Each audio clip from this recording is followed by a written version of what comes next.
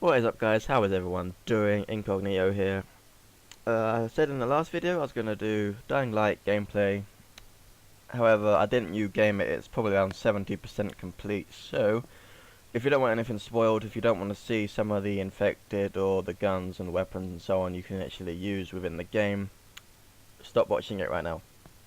Simply because I don't want to spoil it for you guys, and it's pretty far. It's nearly 3/4 of the way of finishing, so there's some stuff in here that you'll definitely, I can promise you will not see some of the stuff here that you will see at the beginning. So, I did actually try and record and speak at the same time in the game, however, my graphics card and so on aren't exactly the best updated in the world now. I think I have like an Nvidia 160 graphics card or something like that, and 2 months later they came out with 600s to 800s. So yeah, mine's really bad, and when it comes to trying to record 1080p of a next generation game slash graphics plus recording, it doesn't work very well. And it kept lagging out, it kept beeping, it kept having static on the mic, a hell of a lot worse than it usually does at the moment, which scared the hell out of me. So I'm just going to record audio over this, so it won't match up whatsoever. But hopefully that's all cool. So yeah, this is Dying Light.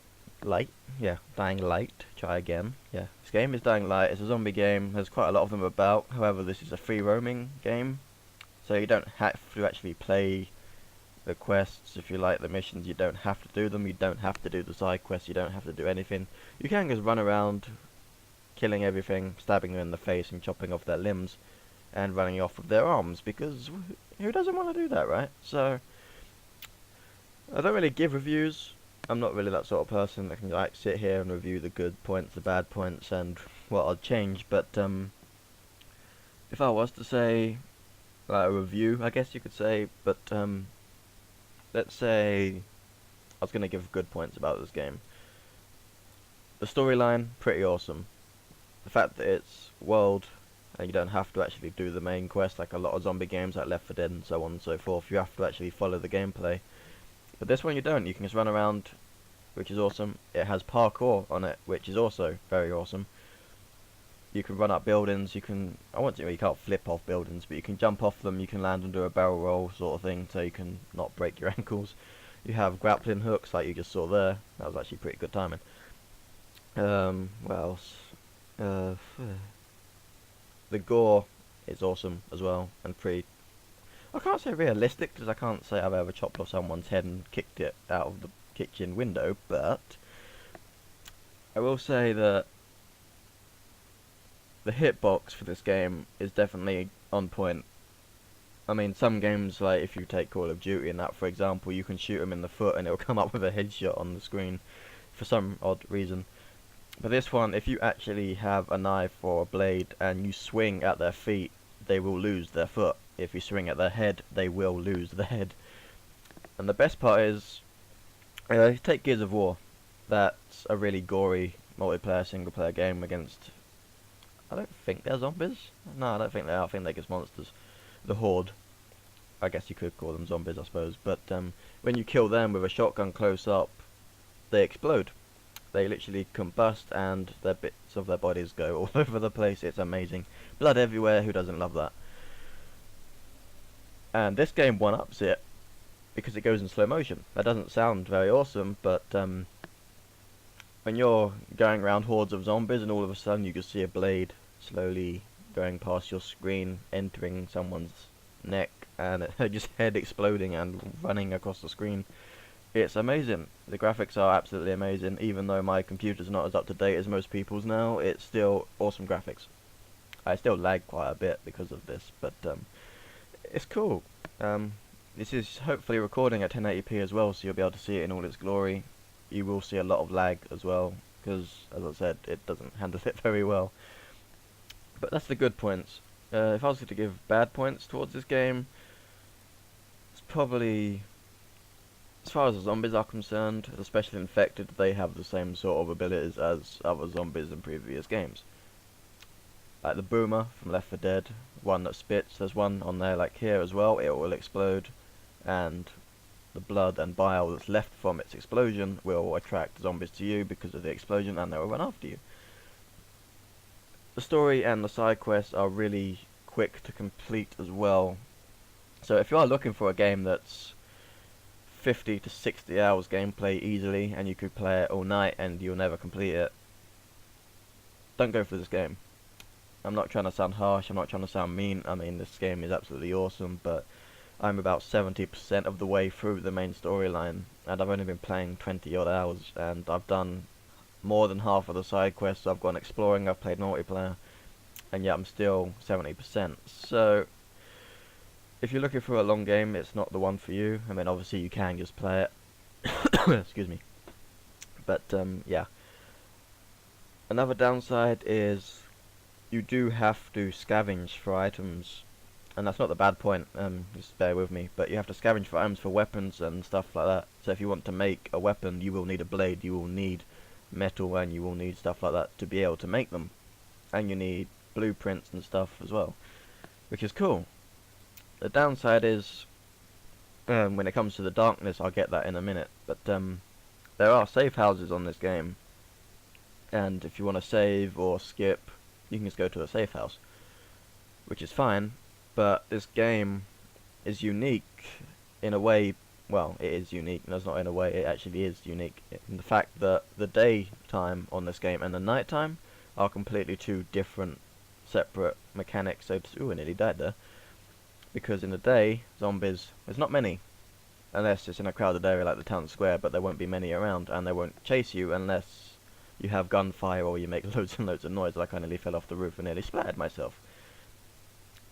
However, in the night time, there will be more special infected that cannot be easily killed. It will take clips and clips of a shotgun or a heavy rifle just to actually get one down, and they can come in sets of 4 or 5 at a time chasing you.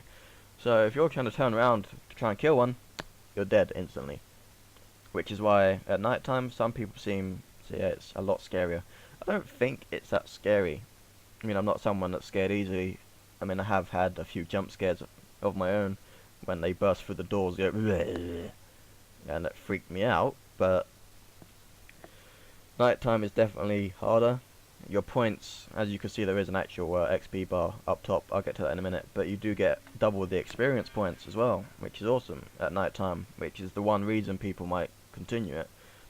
But as I was getting back to the bad side, you can skip the night time, and I think what makes this game so original is the fact that at night time you actually have to flee. You can't just stand there and kill everything because you will just get killed in seconds unless you're in a group of people, which is why some people just run straight to the safe house and you can skip till the morning, which I think should be an option or a game type that you can't do that, because it will make it much more challenging, even if it's on easy, normal, hard, whatever.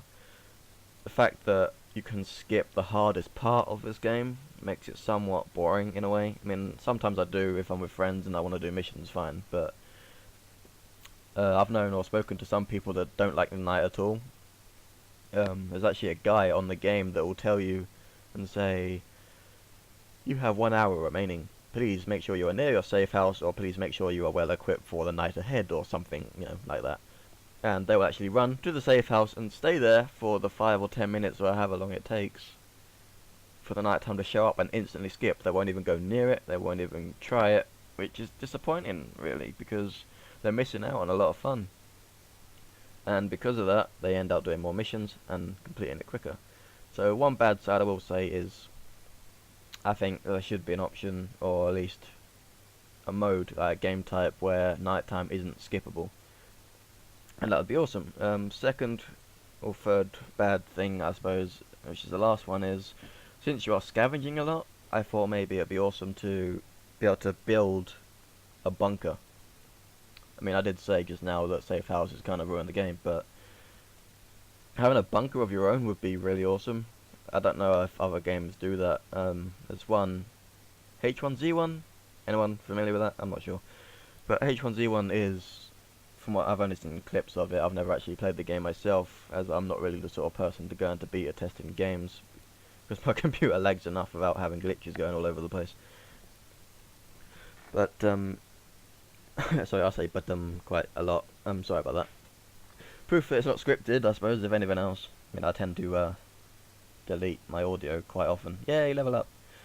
Because I forget what I say or I lose my voice and end up sneezing or something. So yeah, but I can't remember. Ooh, he exploded.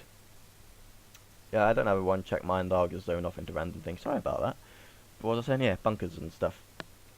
I guess I said just now that you have to scavenge for batteries, electronics, metal pieces for your weapons, and well, to upgrade the weapons anyway. And I thought it'd be cool if you could do that to make a bunker, because from what I've seen clips of H1Z1, you actually can make a small hidey hole or a bunker for you to store your stash and your items in. On here, you do have safe houses spread throughout the map. If you can see on the mini-map on north, well, it's not actually north, but on the map thing that I'm going towards it now, that big area, there's a green house, and that's a safe house. And you can just run to it. But I thought maybe it would be cool to have a zombie game where you can't just run to a safe house or a save point or, you know, that sort of thing. You know what I'm talking about, hopefully. I mean, every zombie game has that, like, a point where you can rest, take it easy. But the majority of this game, you actually can't. Because if you're on the floor and you're in a crowded area, you're probably going to die. Which is awesome. And if you're doing it at night when things are actually chasing you and making horrible noises, you kind of freak out, and which tends people just to run to a safe house. So that'd be cool if you had like a little area, like a plot of land, maybe if you had to buy it or something. I mean, you can buy items on here, but a little area that's been secluded, and you could actually build up a small hut or a house. Maybe not a house because it's an apocalypse, you don't really want to learn to do brickwork, but you know, a little area that you can call your own, and then eventually, maybe halfway towards the end of the game, you have a place of your own that you can hide away in as something you've earned. But on here, safe houses are pretty much from 5 seconds after you enter the game, your first mission is to go to a safe house, so excuse me. So I think that's would be an awesome thing that they could do. I've run out of time now. This video actually is, I cannot speak, is actually coming to an end, and I don't want to voice over the songs at the end, so I'm going to call it here. And my voice is actually disappearing, unfortunately. That was a terrible kill, I missed him. Where'd he go? There he is. But yeah, I'm going to call that here. If you guys want to see more Dying Light, I'll be happy to do it. Unfortunately, I won't be able to record audio and gameplay at the same time. It will just be a bit of both. I might play Bioshock Infinite, a new game. I haven't played that in a while, so that's cool. I hope you guys like Dying Light. It's definitely a game I'd recommend to play unless you're into the whole, you know, like Final Fantasy. It takes 300 hours to complete one level, but I'll definitely recommend it. It's an awesome game. Go buy it, especially if it's on sale. Awesome. Take care, guys, and I'll talk to you in a bit.